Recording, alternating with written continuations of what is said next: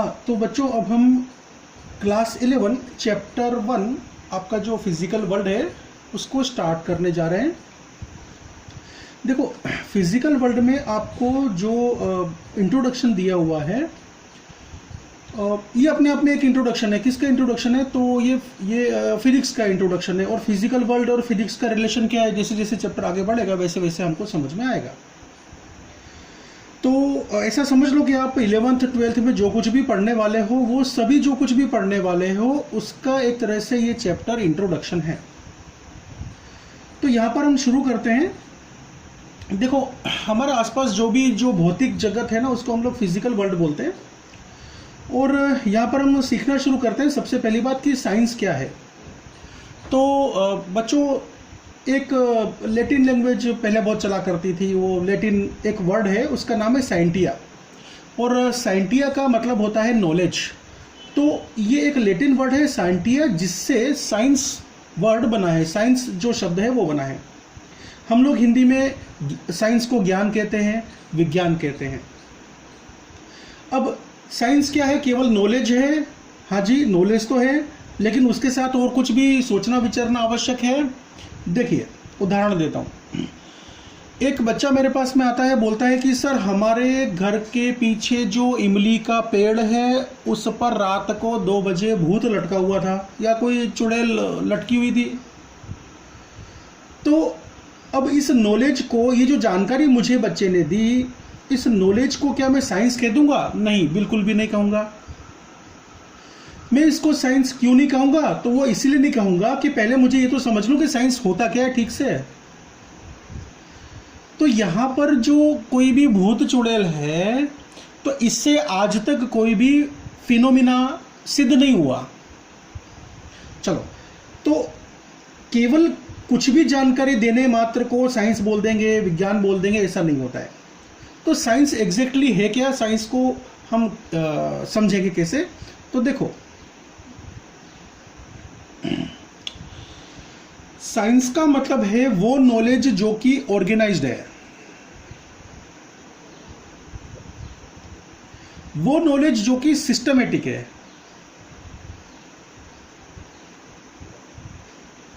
और वो नॉलेज जो कि फॉर्मुलेटेड है। अब ये फॉर्मुलेटेड का क्या मतलब होता है? फॉर्मुलेशन आपने पढ़ा ना, फॉर्मूला।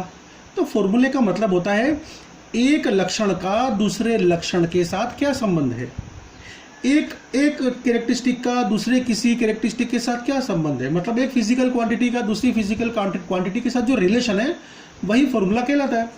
तो अगर जो साइंस है, मुझे जो नॉलेज मिली है, अगर वो ऑर्गेनाइज्ड है, सिस्टमेटिक है और फॉर्मुलेटेड है, तो ही कहूँगा कि ये जो नॉलेज है वो साइंस है। अदरवाइज उसको मैं कोई साइंस नहीं कहूँगा। मैं उसको तो मैं केवल ये कह दूंगा कि हाँ भाई, इंफॉर्मेशन मिली थी। अच्छा, अब ध्यान देना कि ये जो ऑर्गेनाइज्ड, सिस्टमेटिक, फॉर्मुलेटेड नॉलेज जो मिलती है, वो कहाँ से मिलती है? तो ये जो organised, systematic, formulated knowledge, that means जो साइंस है, ये हमको कहाँ से मिलता है? इसका ओरिजिन क्या है? तो देखो, इसका जो ओरिजिन है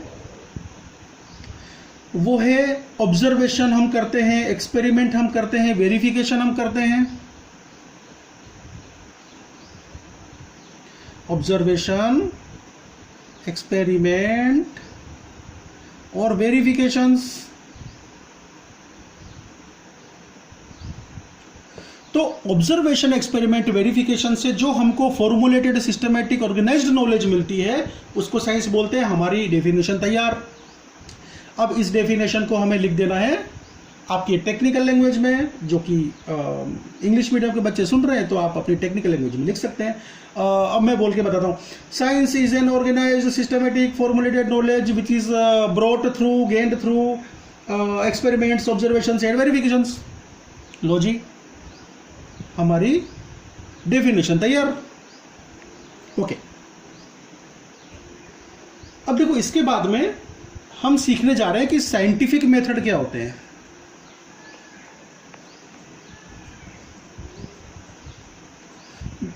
देखो, साइंटिफिक मेथड्स वो मेथड्स होते हैं जो साइंटिस्ट लोग फॉलो करते हैं ना, और इस मेथड में होता क्या क्या है वो देखते हैं।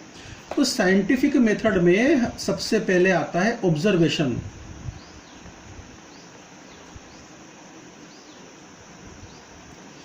ऑब्जर्वेशन का मतलब है कि हम हमारे प्रकृति में, नेचर में जो घटनाएं होती हैं, फिनोमिना होते हैं, उसको ऑब्जर्व करते हैं। और ये जो ऑब्जर्वेशन है क्या केवल आंखों से होता है? नहीं, ये आंखों से, कानों से हो सकता है। हम कोई स्मेल आ रही है उसको भी सूंघ सकते हैं, और कोई टच है उसको फील कर सकते हैं। तो ये जो ऑब्जर्वेशन है ये आवश्यक नहीं कि केवल आंखों से होता है। ऑब्जर्वेशन तो हमारी पांचों ज्ञानेंद्रियों से हो सकता है। और साथ ही साथ ये ऑब्जर्वेशन तो हमारे बनाए गए जो टूल्स होते हैं, फॉर एग्जांपल जिससे मान लो कि हमने टेलीस्कोप बनाया, तो हमारे टूल्स की मदद से भी जो मेन मेड ज्ञानेंद्रियां हैं, मतलब कि जो हमने बना रखी है, अलग अलग टूल्स बना रखे हैं, सेंसर बना रखे हैं, तो इनकी मदद से भी ऑब्जर्वेशन होते हैं। किसका ऑब्जर्वेशन होता है? नेचुरल फिनोमिना का, प्रकृति में घटने वाली घटनाओं का। अब देखो, ऑब्जर्वेशंस में जब हम नेचर में घटने वाली जो घटनाएं देखते हैं तो हमारे मन में कुछ प्रश्न होते हैं। मैं उदाहरण देता हूं, मान लो कि आसमान में बादल दिखाई देता है, उसके बाद में बिजली की चमक आती है और बहुत तेज गड़गड़ गड़गड़ गड़गड़ाहट सुनाई देती है।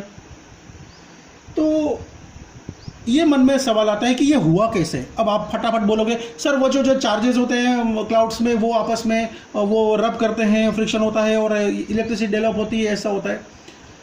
देखो, अभी तो हमारे मन में केवल प्रश्न ही पैदा हुए हैं। हमने ऑब्जर्वेशन किया और हमारे मन में प्रश्न पैदा हुए कि ये जो चमक दिखाई दी वो क्यों दिखाई दी, और ये आवाज़ आई वो क्यों आवाज़ हुई, वहाँ पर ऐसी क्या घटना घटी। तो हाल फिलहाल ऑब्जर्वेशन को यहीं तक टिका के रखते हैं हम लोग। तो इसका मतलब ये हो गया कि ऑब्जर्वेशन क्या होता है? ऑब्जर्वेशन मतलब ये ऑब्जर्व करना, एक्सपीरियंस करना different phenomenas in nature, okay, from where questions we can arrive, questions can be arrived. अच्छा, इसके बाद में बात आती है हाइपोथेसिस की। ऑब्जर्वेशन के बाद हमने देखा, एक्सपीरियंस किया घटनाओं को, और हमको पता चला कि भाई ऐसी ऐसी घटनाएं घट रही है, ये नेचुरल फिनोमिना है, और हमारे मन में प्रश्न आ गए। जब हमारे मन में प्रश्न आ गए तो उसके बाद में अगला जो साइंटिफिक मेथड में, मतलब जो नेक्स्ट मेथड है सेकेंड नंबर पर, वो है हाइपोथेसिस। अब ये हाइपोथेसिस का मतलब क्या होता है? हाइपोथेसिस का मतलब होता है बेस्ट पॉसिबल आंसर।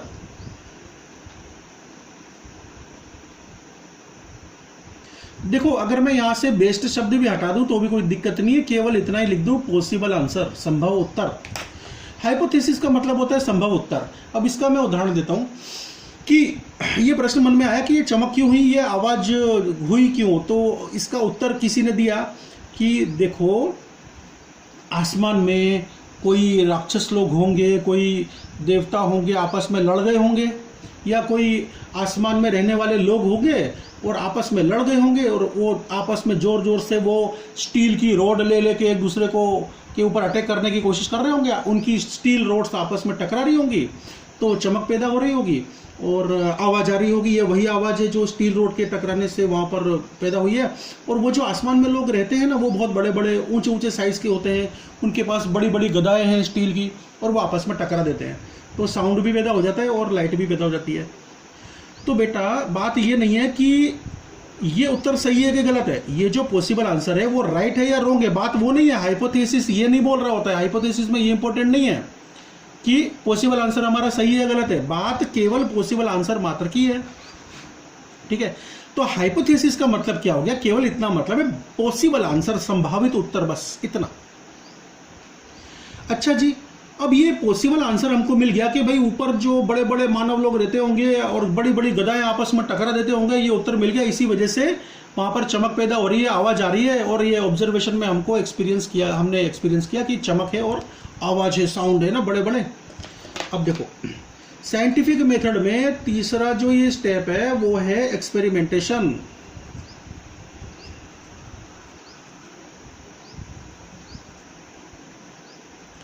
अब एक्सपेरिमेंटेशन तो समझ गए कि भैया लेबोरेटरी में बैठ के एक्सपेरिमेंट करना है।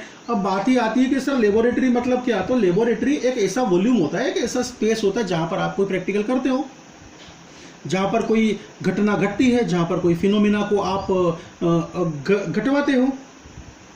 अब ये जरूरी नहीं है कि वहाँ पर ऐसे बड़े बड़े इक्विपमेंट रखे होने चाहिए लेबोरेटरी में, तभी लेबोरेटरी मानी जाएगी, ऐसा नहीं होता। आप अगर आप कहीं पर किसी अकेली अनजान जगह पे एक छोटा सा बच्चा जाकर के और वो ये सोचता है कि क्या मैं काम करता हूँ, दो पत्थर को आपस में टकरा देता हूँ, साउंड आएगा कि नहीं आएगा, ये चेक करता है, दो पत्थर को टकरा देता है, तो वो जिस वॉल्यूम में उसने जो ये किया भैया, वो वॉल्यूम ही तो लेबोरेटरी है। एक बच्चे के मन में जिज्ञासा है कि आग जलती कैसे, माचिस लेके गया किसी कोने में जाकर के और एक बार जला करके तीली घिस के देख ली उसने, तो उसने क्या किया, वो एक्सपेरिमेंट किया। तो घर के जिस कोने में एक्सपेरिमेंट किया ना, वही वॉल्यूम, वही जो स्पेस जहाँ पर एक्सपेरिमेंट किया गया, वही तो लेबोरेटरी और कौन है। ठीक है, ओके। एक्सपेरिमेंटेशन, तो हाइपोथेसिस के बाद में एक्सपेरिमेंटेशन होता है। इसका मतलब ये होता है कि अगर ये उत्तर दिया गया कि बड़े बड़े लोग हैं, बड़ी बड़ी गदाएं आपस में टकराते हैं स्टील की, तो एक काम कर लेते हैं, हम एक पर्टिकुलर वॉल्यूम में कंट्रोल्ड एक एनवायरनमेंट में हम छोटी छोटी जो गदाएं हैं उसको आपस में टकरा के देखते हैं। अब मैंने और मेरे स्टूडेंट ने क्या किया, आपस में जोर से गदा टकरा दी आपस में। अब हुआ ऐसा कि वो जो साउंड प्रोड्यूस हुआ, तो ये वैसा साउंड नहीं था जो बिजली की चमक के दौरान जो साउंड आवाज़ जो आती है, वैसा नहीं था। और यहाँ पर कुछ चिंगारी तो उठी, पर वो वैसी चिंगारी नहीं थी, वैसी लाइटनिंग नहीं थी जैसे कि लाइटनिंग हम देखते हैं जब आसमान से ऐसी लाइटनिंग जब आती है बारिश के समय में, आपने देखा होगा बच्चों। तो वैसी चमक, वैसी लाइटनिंग तो दिखाई नहीं दी। तो अब हमने क्या किया, एक्सपेरिमेंटेशन करके कंट्रोल्ड एनवायरनमेंट में वही फिजिकल फिनोमेना को घटित करवाने की कोशिश करी, और हमने ये देख लिया कि अब यहाँ पर हमको जो एक्सपीरियंस हुआ, जो हमको साउंड एक्सपीरियंस हुआ, हमको जो चमक, जो लाइट एक्सपीरियंस हुई, वो तो वैसी नहीं है जैसे कि वो आसमान से आ रही होती है। तो इसका मतलब ये होता है, एक्सपेरिमेंटेशन ये कंफर्म करता है कि आपके ऑब्जर्वेशन के समय में जो प्रश्न खड़े हुए थे, उसका हाइपोथेसिस मतलब जो पॉसिबल आंसर है वो गलत है या सही है, एक्सपेरिमेंटेशन ये तय करेगा। अगर एक्सपेरिमेंटेशन के दौरान आपके जो डाटा हैं, आपने जो एक्सपीरियंस किया, वो एक्सपीरियंस ऑब्जर्वेशन के दौरान का एक्सपीरियंस नहीं है, इसका मतलब हाइपोथेसिस गलत है, क्योंकि हाइपोथेसिस के आधार पर ही आपने एक्सपेरिमेंटेशन किया था। तो अब क्या करें, अब फिर से दूसरा पॉसिबल आंसर ढूंढो और उसके अकॉर्डिंग एक्सपेरिमेंट करो। तब तक करते रहो जब तक कि आपका पॉसिबल आंसर के अकॉर्डिंग हुआ एक्सपेरिमेंटेशन वो आपके ऑब्जर्वेशन के अनुसार नहीं है, दोनों का रिजल्ट एक जैसा नहीं मिलता, तब तक करो। ओके, तो फाइनली तो क्या करना है, फाइनली तो हमें कंक्लूड करना है कि हमारा हाइपोथेसिस सही था, गलत था। ठीक है, तो जो ये फाइनली हम बोल सकते हैं कि अगला जो स्टेप है वो है कंक्लूजन का।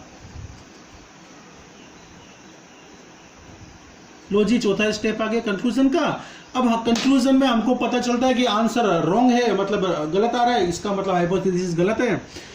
एक्सपेरिमेंटेशन के दौरान जो हमें रिजल्ट मिला वो रिजल्ट ऑब्जर्वेशन के दौरान मिलने वाले रिजल्ट से मैच नहीं करता, इसका मतलब वो हमारा जो कंक्लूड हमने किया हाइपोथेसिस गलत है। तो क्या करो, वापस रिपीट करो सब कुछ, और अगर सही है तो क्या अपनी जो जानकारी है उसको पब्लिश करो। अब आपकी जो जानकारी है वो ऑर्गेनाइज, सिस्टमेटिक, फॉर्मुलेटेड होनी चाहिए, हो गई है, और अब आप इसको पब्लिश करो, लोगों को बताओ, अखबारों में छपवाओ, किताबें लिखो, लोगों को इकट्ठा करके बताओ कि भैया ऐसा ऐसा होता है, हमारा ऑब्जर्वेशन ये था और उसका अब सही पॉसिबल आंसर ये है। ठीक है, तो ये सारी बातें हो गई कि साइंस क्या होता है और साइंटिफिक मेथड क्या होते हैं। ठीक है, ओके। अब देखो, आपने कंक्लूजन में किया क्या, फाइनली अगर आपका उत्तर यस में आता है तो आप पब्लिश किया, आपने स्प्रेड किया, फैला दिया। ठीक है ना, ओके। अब इसके बाद में बात आती है कि थ्योरी क्या होती है। चलो थ्योरी के बारे में समझ लेते हैं। तो अगला जो टॉपिक है, ये पहला हमने साइंस ले लिया, दूसरा हमने साइंटिफिक मेथड ले लिया, अब अगला टॉपिक हम ले लेते हैं थ्योरी।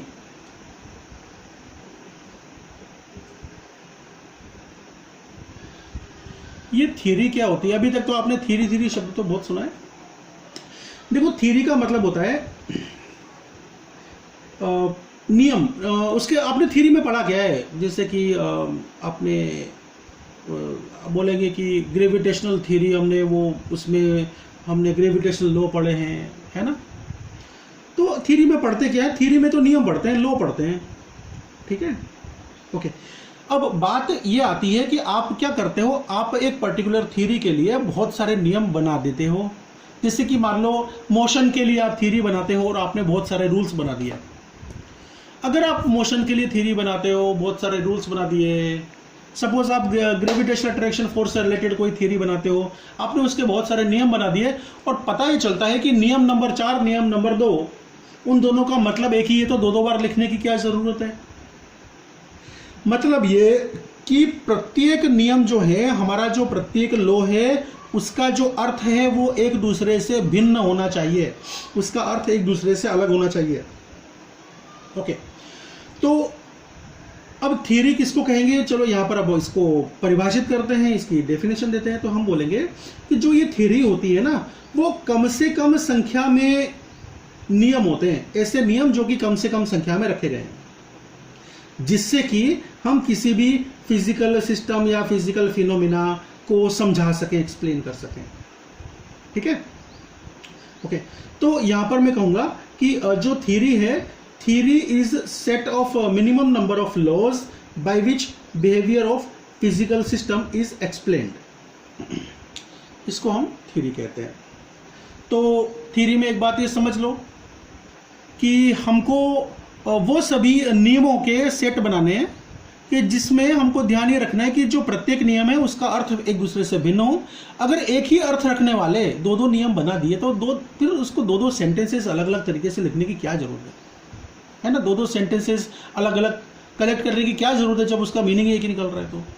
तो हमें बस यही ध्यान रखना है, थ्योरी में अगर हमको जो लॉज हैं वो उसमें लिखने हैं या लॉज के सेट बनाने हैं, तो प्रत्येक जो लॉ है वो उसका मतलब वो अलग अलग होना चाहिए।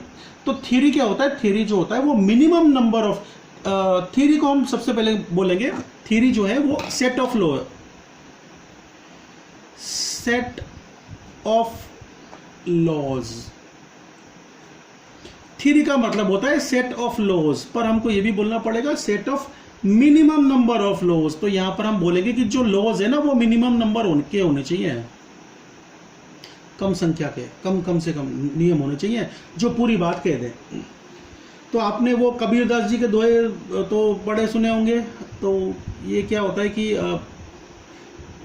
2 लाइनों में बहुत बड़ी बात कर जाते हैं ये लोग, है ना। ऐसे ही हमारे जो मूल ग्रंथ हैं वेद, तो जब हम वेदों की ऋचाओं को देखते हैं, मंत्रों को देखते हैं, तो 2 लाइन का मंत्र बहुत बड़ी बात कर जाता है, बहुत सारी चीज़ें वो बता जाता है। तो थ्योरी कुछ ऐसी चीज़ है। ओके, तो थ्योरी का मतलब ये हो गया। ठीक है, मैं आपको अभी डेफिनेशन लिखवा भी देता हूँ बच्चों। आपने ये सुना तो है पर डेफिनेशन देख भी लो और लिख भी लेना। तो बच्चों फिर आप यहाँ पर नोट डाउन करो साइंस क्या होता है। तो science is systematic organised formulated knowledge. ठीक है, ये सब शॉर्टकट पे डेफिनेशन बता रहा हूँ और अब आप पूरा लिख लिया करना अपने हिसाब से कि साइंस इज सिस्टमेटिक, खुद ही लिख लेना। ओके, साइंटिफिक मेथड, तो साइंटिफिक मेथड मतलब वो method procedure followed by the scientist. ठीक है, इसे नोट करो फटाफट। ओके, साइंटिफिक मेथड के प्रोसीजर क्या है। तो ऑब्जर्वेशन में क्या करते हैं, तो ऑब्जर्वेशन आप इतनी जल्दी ना लिख पाओ तो आपको तो पता ही है कि करना क्या है। वीडियो को पॉज करो, लिखो और आगे बढ़ो, पॉज करो, लिखो, आगे बढ़ो। तो ऑब्जर्वेशन किसका, कि observation of phenomena in nature from where questions can be arrived या रिसीव्ड। हाइपोथेसिस मतलब कि पॉसिबल आंसर। एक्सपेरिमेंटेशन तो आपको बताई दी, एक्सपेरिमेंटेशन अपने शब्दों में लिख देना। कंक्लूजन तो whether hypothesis proved to be true based on experiment. तो अगर हमको ये पता चलता है कि वो एक्सपेरिमेंट और जो हमने किया था ऑब्जर्वेशन, तो हमारी जो हाइपोथेसिस है वो सही साबित होती है। तो जब सही साबित होती है तो हमको क्या करना है कि उसको हमें स्प्रेड कर देना है, उसको हम फैला देना है ना, पब्लिश करना है, स्प्रेड करना है। तो if found correct publish it, spread it, if found wrong repeat the procedure. और मैं इस सेंटेंस को थोड़ा देख लेता हूँ। Whether hypothesis proved to be true और या ट्रू और फॉल्स लिख देता हूँ मैं, ट्रू और फॉल्स, है ना, FALC। ठीक है, तो whether hypothesis proved to be true और फॉल्स बेस्ड ऑन एक्सपेरिमेंट, तो यहाँ पर दो ऑप्शन है, इफ फाउंड रॉन्ग या false repeat the procedure, if found correct publish it spread it. ठीक है, इसको नोट डाउन कर लो फटाफट, और वीडियो को पॉज कर करके आप नोट कर सकते हो। अब ये बार बार तो बताऊंगा नहीं, आप लोग ज़्यादा होशियार हो, ये सब मोबाइल वगैरह जो अच्छा खासा यूज़ करते हो। अब आगे बच्चों थ्योरी की डेफिनेशन नोट करो। थ्योरी क्या होती है? तो set of minimum number of laws, set of minimum number of laws with the help of which behaviour of physical system या फिनोमिना कैन बी एक्सप्लेन्ड। ठीक है, ओके। देखो बेटा, पुराने समय की अगर मैं बात करूं तो पुराने समय में एक कॉमन सी साइंस चला करती थी, जिसको हम लोग बोला करते थे कि भैया नेचुरल साइंस।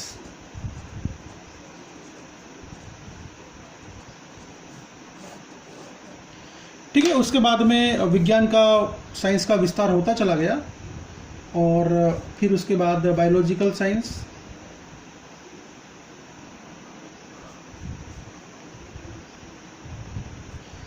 और फिजिकल साइंस, ये दो भागों में डिवाइड हो गया।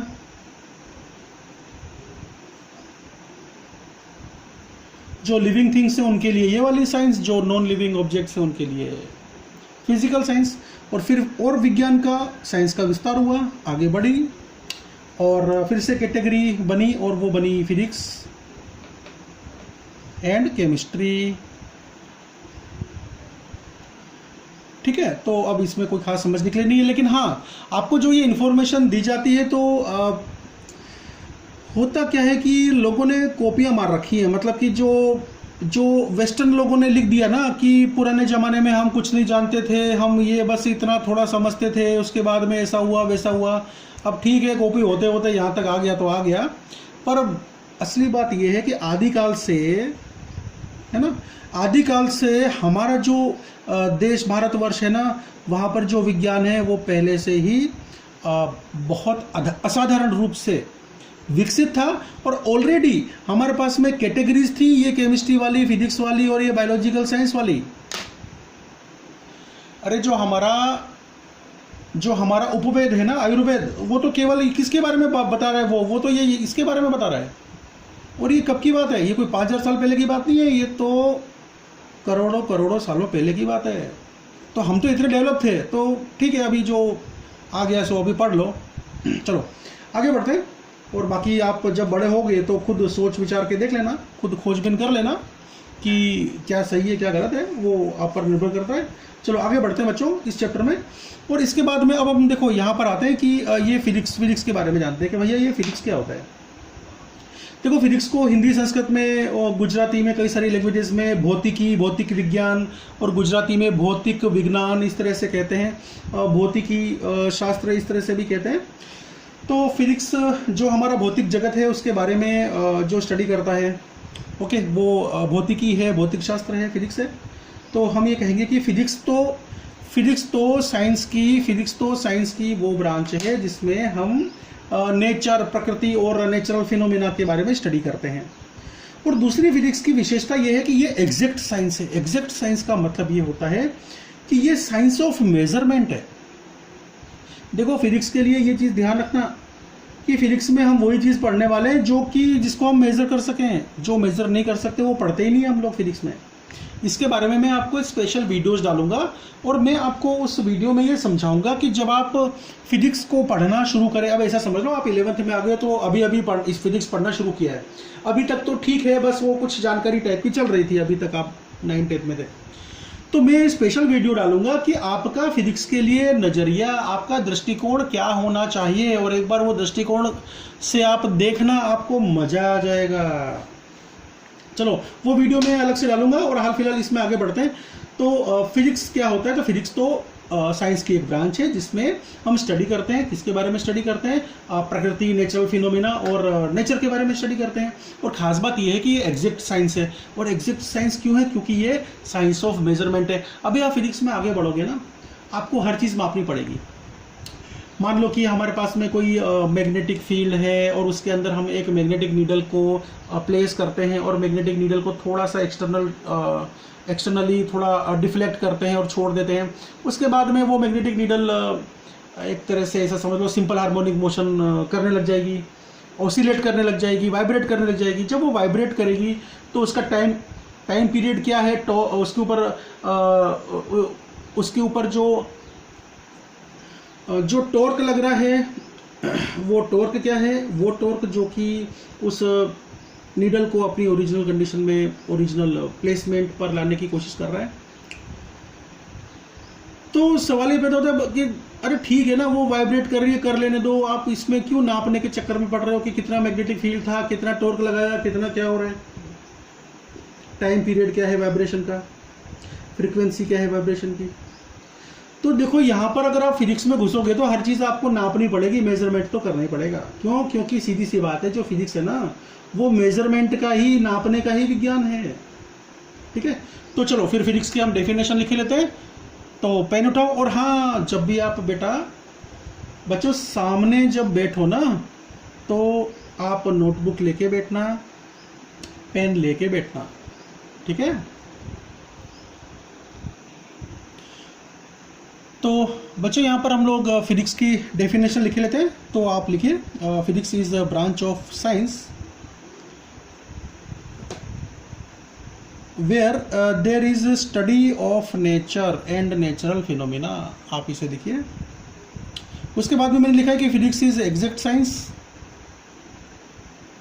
ओके, और फाइनली असली बात, physics is science of measurement. एक बात ध्यान रखना कि फिजिक्स में हम वही चीज़ें पढ़ते हैं जिसका मेजरमेंट हो सकता है, जैसे कि सुख दुख, आशा निराशा,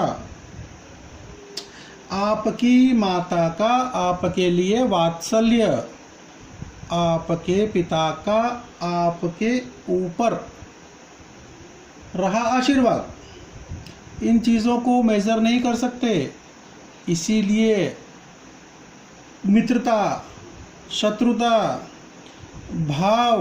भाव की फीलिंग, आशा निराशा, ये सारी चीज़ें फिजिक्स में नहीं पढ़ाई जाती हैं, क्योंकि इन चीज़ों को मेज़र नहीं किया जा सकता। और फिजिक्स क्या है? Physics is science of measurement. Physics में परमात्मा के बारे में नहीं बताया जाता, क्योंकि उसे मेज़र नहीं कर सकते। क्यों? क्योंकि फिजिक्स की खुद की डेफिनेशन ही ये बोल रही है कि भैया जिसको मेजरमेंट कर सकते हैं उसी के बारे में हम स्टडी करेंगे। बाकी की चीज़ें हैं उसके लिए आपको जानना है तो और विषय हैं, वहाँ पर जाओ। परमात्मा के बारे में जानना चाहते हो, वेदों की ओर लौटो। बच्चों आगे हम लोग पढ़ने जा रहे हैं प्रिंसिपल थ्रस्ट इन फिजिक्स।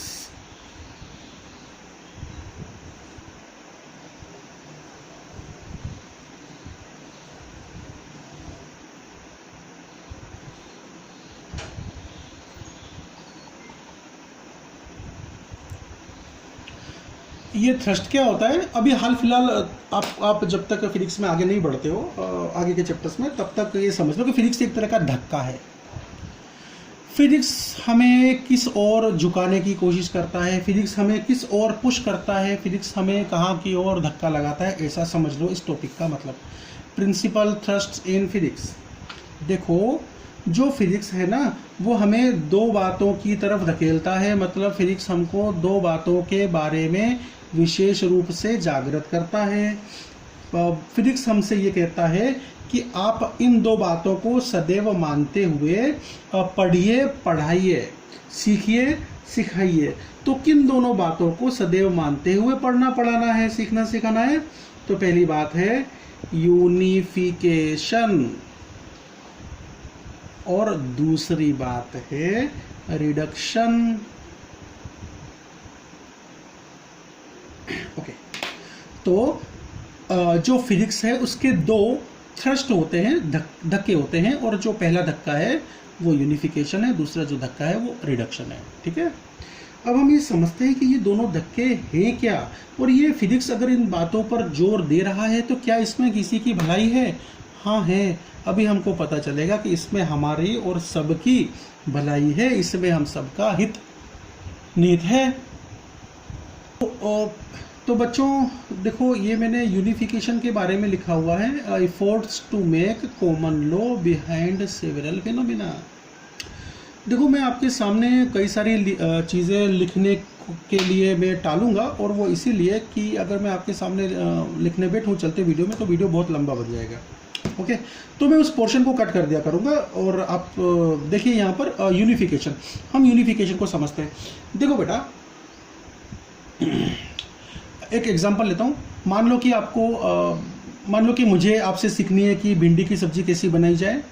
तो आप बताओगे कि सर एक कढ़ाई लीजिए, तेल डालिए, उसमें तरह तरह के मसाले, ड्राई जीरा, हींग, ये सब डालिए, तड़का लगाइए, और उसके बाद कट करके उसमें डालिए, हिलाइए, नमक डालिए, मिर्च डालिए अपने स्वाद अनुसार, वगैरह वगैरह।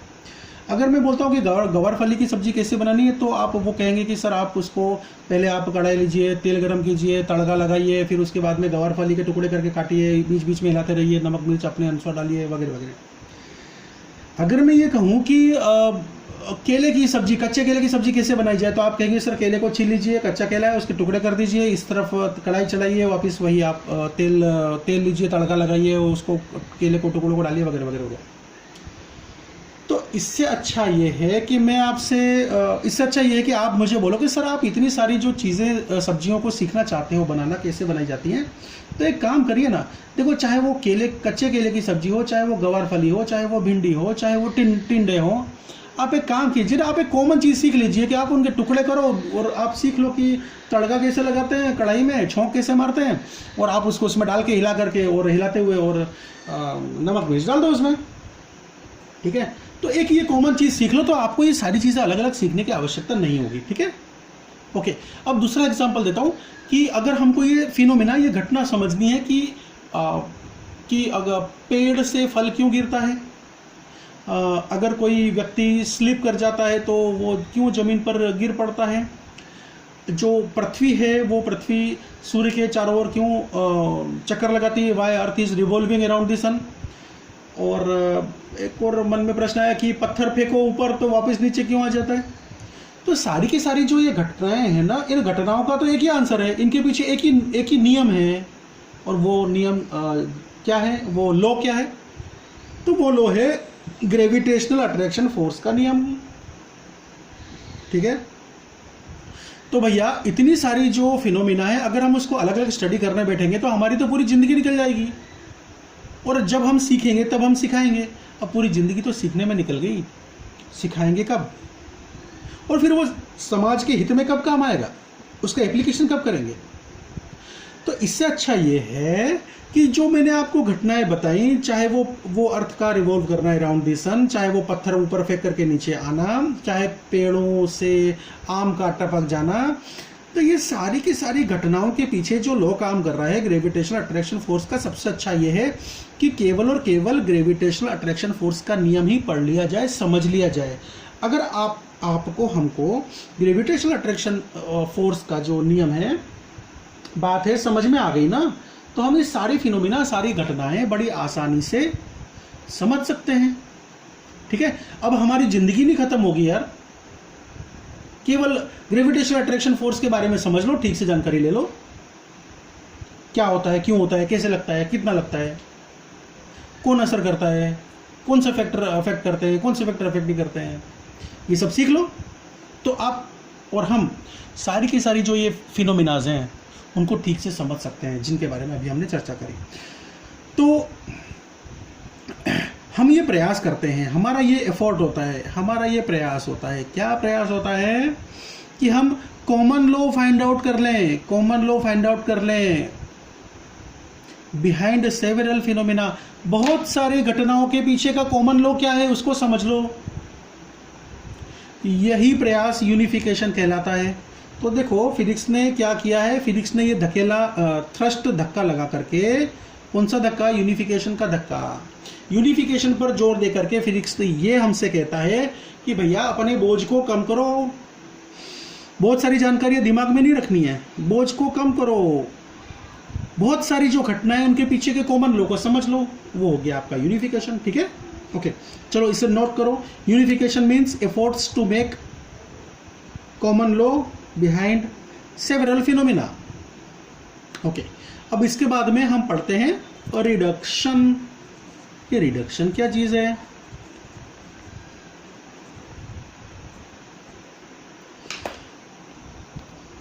देखो बच्चों, यहाँ पर मैं एक एग्जांपल देता हूँ रिडक्शन के लिए, तब हम रिडक्शन को ठीक से समझ पाएंगे। देखो मान लो कि आपने कभी देखी अपने घर के आसपास या सुना है कि वो थर्मल पावर प्लांट, ऐसा सुना है? तो अरे 10th में पढ़ा है ना थर्मल पावर प्लांट, थोड़ा तो पढ़ा ही है ना उसके बारे में। तो थर्मल पावर प्लांट के बारे में अगर हमको पूरे थर्मल पावर प्लांट सिस्टम को ठीक से समझना है तो देखो थर्मल पावर प्लांट में क्या होता है। तो थर्मल पावर प्लांट में एक पूरा के पूरा तंत्र, पूरा के पूरा एक सिस्टम काम कर रहा होता है, और वो सिस्टम समझ लो कि ट्रांसपोर्ट वाला सिस्टम है कि हम एक लोकेशन पर ला करके बहुत सारे कोल को इकट्ठा कर देते हैं। हम लोग अभी थर्मल पावर प्लांट के बारे में देख रहे हैं।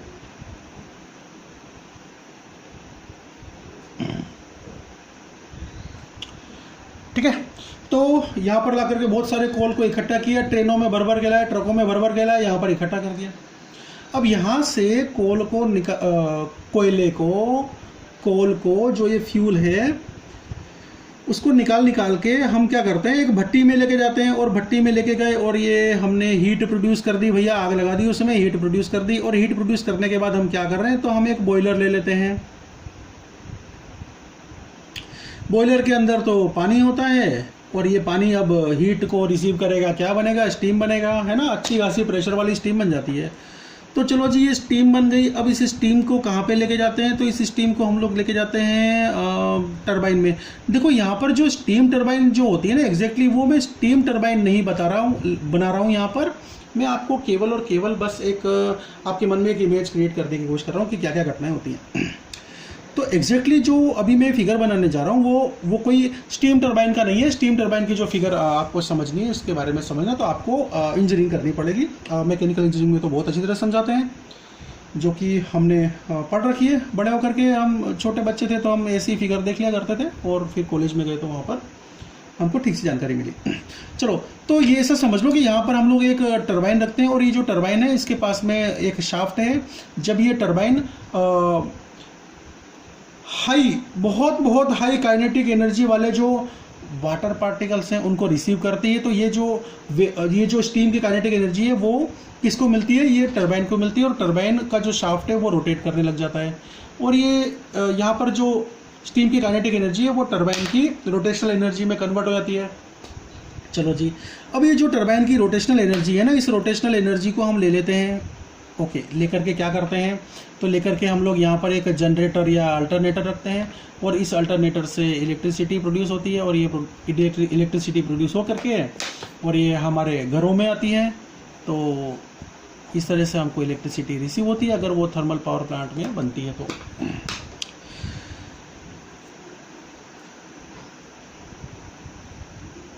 जनरेटर या अल्टरनेटर, देखो यहाँ पर आपको ये सब फिगर, सब इसके आंसर देने के लिए फिगर की आवश्यकता नहीं है, रिडक्शन समझाना है, तो ये तो मैं आपको बस एग्जांपल दे रहा हूँ। तो अब देखो, ये पूरा के पूरा जो सिस्टम है ना, ये तो बन गया हमारा थर्मल पावर प्लांट का सिस्टम। अब अगर कोई समझना चाहता है, स्टडी करना चाहता है थर्मल पावर प्लांट के बारे में, तो एक साथ स्टडी करने बैठेगा तो इतनी सारी चीज़ें एक साथ समझना तो बहुत मुश्किल हो जाएगा कि किस तरीके से यहाँ पर इग्निशन हो रहा है, किस तरीके से हीट बॉयलर का जो वाटर है वो रिसीव कर रहा है, कितने टेम्परेचर प्रेशर पर स्टीम क्रिएट हो रही है, उसके पीछे के नियम क्या हैं, और वो जो स्टीम है वो पर्टिकुलर यहाँ पर किस तरह की जो स्टीम टरबाइन है उसके ब्लेड्स का एंगल वो स्टीम टरबाइन है उसकी मैन्युफैक्चरिंग कैसे होनी चाहिए, उसका डिज़ाइन कैसा होना चाहिए, जिससे कि ये स्टीम को कन्वर्ट कर सके रोटेशनल एनर्जी में। और उसके बाद में फिर जनरेटर क्या होता है, कैसे काम करता है, थोड़ा बहुत तो तुमने 10th में पढ़ा है, क्या होता है, कैसे काम करता है, उसके पीछे की टेक्नोलॉजी क्या है, कैसे बनाया जाता है, डिज़ाइन क्या है, और उसको घर तक सप्लाई करने का पूरा के पूरा जो सिस्टम है। अब एक साथ समझने बैठेंगे ना तो ये तो बहुत मुश्किल हो जाएगी, एकदम लगेगा कि सिर पे पहाड़ आके टूट गया। तो देखो, जो ये फिजिक्स का जो ये रिडक्शन नाम का जो ये थ्रस्ट है, रिडक्शन, फिजिक्स रिडक्शन पर भी जोर देता है। तो रिडक्शन का मतलब ये होता है कि एक काम करो, एक पूरे के पूरे बड़े कॉम्प्लिकेटेड सिस्टम, ऐसा कॉम्प्लिकेटेड बड़ा सिस्टम जिसको समझना मुश्किल हो जाएगा एक साथ, उसको आप क्या करो, छोटे छोटे सब सिस्टम में तोड़ लो। मतलब कि आप ये ट्रांसपोर्टेशन के सिस्टम को अलग से समझ लो, है ना, आप ये हीट इग्निशन वाले जो चीज़ें हैं इनको अलग से समझ लो। अच्छा, हीट ट्रांसफ़र जो हो रही है इस सिस्टम को आप अलग से समझ लो। बॉयलर के सिस्टम को आप अलग से समझो। अब ये स्टीम टरबाइन के बारे में पूरी जानकारी ले लो। अल्टरनेटर या जनरेटर कैसे काम करता है, क्या क्या डिज़ाइन के पॉसिबल हैं, कब कब वो डिज़ाइन किस किस प्रोडक्शन लेवल पर यूज़ होता है, वो आप ठीक से समझ लो। फिर जो ये ट्रांसमिशन पूरा सिस्टम है, ट्रांसमिट करना एक जगह से दूसरी जगह इलेक्ट्रिकल एनर्जी को, इस सिस्टम को आप ठीक से समझ लो। यहाँ पर हम क्या क्या इक्विपमेंट्स यूज़ करते हैं, ठीक है। तो आप इस पूरे के पूरे कम्प्लेक्स सिस्टम को, पूरी कम्प्लेक्स सिस्टम को, बड़े सिस्टम को छोटे छोटे सब सिस्टम में विभाजित कर लो, तोड़ लो। और आपको क्या करना है, अब स्टेप बाय स्टेप आपको एक के बाद एक सभी सब सिस्टम्स को समझ लेना है। जब आप एक के बाद एक सभी के सभी सब सिस्टम्स को समझ लोगे ना, तो आपको पता चलेगा कि आपने पूरे के पूरे कम्प्लेक्स सिस्टम को, इतने बड़े सिस्टम को समझ लिया। अब आपने तो सुना ही होगा ना कि अगर आपके पास में कोई बहुत बड़ी समस्या आ जाए तो क्या करो, उस समस्या को छोटे छोटे भागों में विभाजित कर लो, तोड़ लो, और प्रत्येक जो विभाजित पार्ट है उसको अलग अलग सोल्व कर लो। आपकी पूरी बड़ी समस्या वो खत्म हो जाएगी, सॉल्व हो जाएगी। यहाँ भी वैसा ही है, ठीक है। चलो अब हम क्या करते हैं, इस बात को हमने समझ लिया है कि अगर हमारे पास में कोई बहुत कॉम्प्लेक्स बड़ा सिस्टम है, उसको छोटे छोटे सब सिस्टम में तोड़ लो, और सब सिस्टम में तोड़ने के बाद उन सभी सब सिस्टम्स को ठीक से समझ लो, अलग अलग स्टडी कर लो। हमको पता चलेगा कि हमने पूरे के पूरे सिस्टम को समझ लिया, ठीक है। अब हम इसके बारे में डेफिनेशन लिखते हैं। चलो तो बच्चों फिर रिडक्शन की डेफिनेशन लिखो, जो कि फिजिक्स का दूसरा थ्रस्ट है, दूसरा जोर है फिजिक्स का। ओके, तो लिखिए, रिडक्शन का मतलब होता है, रिडक्शन की definition, complete, if complete system is broken in some parts, if complete system is broken in some parts या subsystems, so that laws of physics can be applied to these individual subsystems and, pause कर लेना अगर मैं जल्दी पढ़ रहा हूं तो, and can be explained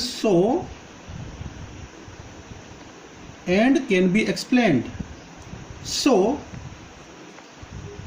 like in this way whole complex system can be explained or studied। Reduction का मतलब होता है, पहले लिख लेना पूरी डेफिनेशन फिर सुनना। रिडक्शन का मतलब होता है कि कंप्लीट बड़ा कॉम्प्लेक्स सिस्टम है उसको छोटे छोटे सब सिस्टम में ब्रेक कर देना, जिससे कि फिजिक्स के जो लॉज हैं हम अप्लाई कर पाए उन पर और समझ पाए उनको ठीक से, सभी इंडिविजुअल सिस्टम्स को। तो लाइक इन दिस वे, इस तरीके से whole complex system can be explained और स्टडीज। तो बच्चों यहाँ पर हम लोग इस फर्स्ट पार्ट को पूरा करते हैं, और यहाँ पर मैंने एक मोबाइल नंबर लिखा हुआ है, आप यहाँ पर मैसेज कर सकते हो, और मैं आपको कुछ सैंपल दिखाता हूँ। मैंने आप लोगों के लिए नोट्स तैयार किए हैं, मैं आपको दिखाता हूँ। कुछ इस तरह से मैंने नोट्स तैयार किए हैं आप लोगों के लिए। कई सारे बच्चे अभी ऐसे हैं जो कि उन बच्चों ने और उन परिवारों ने नोट्स मेरे से मंगवा लिए हैं, और जैसे जैसे नोट्स मैन्युफैक्चर होते जाते हैं मैं बच्चों को भेजता जाता हूँ। तो सॉफ्ट कॉपी भेजता हूँ, मतलब चाहो तो हार्ड कॉपी भी भिजवा दूंगा, लेकिन वो अभी क्या है, ट्रांसपोर्ट में, मतलब जो ये कुरियर वगैरह जो चार्जेस है वो थोड़े पड़ जाते हैं। ओके, जैसा भी है, पर वैसे भी पूरी डिमांड कर देते हैं, क्योंकि कई बच्चे बोलते हैं कि सर हम ऐसी जगह पर रहते हैं जहाँ पर हमको प्रिंट करवाना बहुत मुश्किल पड़ जाता है या बहुत महंगा पड़ता है, क्योंकि हमारे यहाँ तो क्या है, सॉफ्ट कॉपी होती है ना, तो प्रिंट तो 50 पैसे में एक प्रिंट हो जाता है, या कहीं कहीं 1 रुपये में भी एक प्रिंट हो जाता है। ओके, तो आप यहाँ पर संपर्क कर सकते हैं। तो कई सारे बच्चे जो हैं वो अभी नोट्स लेकर के बैठे हुए हैं, और मैं आप सभी बच्चों से कहूँगा, जो बच्चे इसके बारे में नहीं जानते, कि आप सभी बच्चे उचित होगा कि जब आप ये लेक्चर सुनो, कोई भी लेक्चर सुनो, तो आप नोट्स लेकर के बैठो जो मैंने आप लोगों के लिए बनाए हैं। जब आप वो नोट्स लेकर के बैठते हो तो आपके समय की भी बचत हो जाएगी, आपको अलग से लिखने की आवश्यकता नहीं होगी। और दूसरा कि आपको बात समझना बहुत आसान हो जाएगा, आपको ठीक से पता चलेगा कि फ़्लो किस तरफ जा रहा है, फ़्लो कैसा जा रहा है, ठीक है। और मैंने बहुत सरल शब्दों में आपके लिए नोट्स बनाए हैं, और नोट्स सरल हैं, बहुत सटीक हैं, बहुत, और आप ठीक से पढ़ सको तो अपनी तरफ से प्रयास किया है कि ठीक ठाक हैंड राइटिंग उसमें लिख दें, ठीक है। तो इसको मैं सुंदरता के लिए भी कहूँगा कि सटीक है, सुंदर है, ठीक है। और आप इस नंबर पर संपर्क कर सकते हैं, ठीक है। तो विद्यार्थी मित्रों, प्यारे बच्चों, यहाँ पर आज की कथा पूरी करते हैं, ठीक है। अब ठीक से समझ लेना, जो कुछ भी मैंने बताया रिपीट कर लेना, ठीक है। तो आज के लिए अनुमति। जय श्री राम।